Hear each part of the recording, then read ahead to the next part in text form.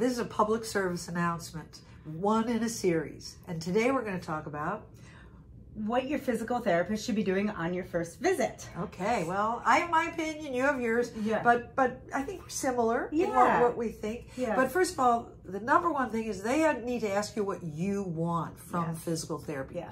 You know, it might be different than what they think you need, but the reality is what you want is the most important thing. I mean, for example, do you want to be able to run a marathon? Or do you want to be able to walk up the stairs? Whatever it is, you need to tell them all those things. And if you can even prepare that ahead of time, you know, think about what you want before you go to see them. Right. The So purpose of why you're taking the time out of your schedule to go see the physical therapist. It needs to be very personal.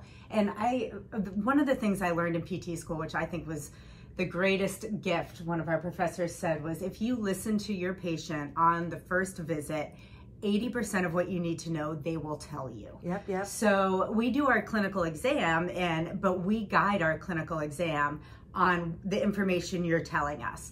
So think about things like, where is your pain, when your pain occurs, the quality of pain, what positions affect your pain better or worse, and how that pain or dysfunction is limiting what you want to do in your day-to-day life.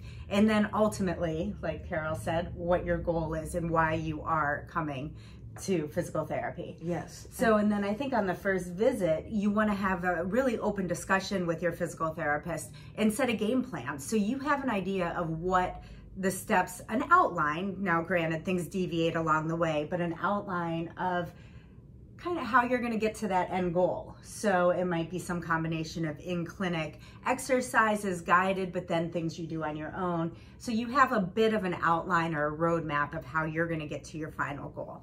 Yeah, no, I think that's great. And I do think therapists should measure something. Yes. I do know there are therapists who don't believe in that. And I don't know how you tell if somebody's getting better. So ways of measuring things. Let me just give you some examples. They could even give you a paper and pencil test that looks at, for example, back pain and have you answer certain questions. I mean, that's one way to measure. They can measure strength, they can measure flexibility, they can measure balance, they can measure your posture, they can measure your endurance. I mean, there's so many things that they can measure. I'm not saying they should measure all of those. That could take days, but they should probably measure something to see if you're getting better. And watch how you're moving too. And that can be something, analysis. right, a measurement, like how you're walking, how you're performing certain functional movements too. They should have you do some movements.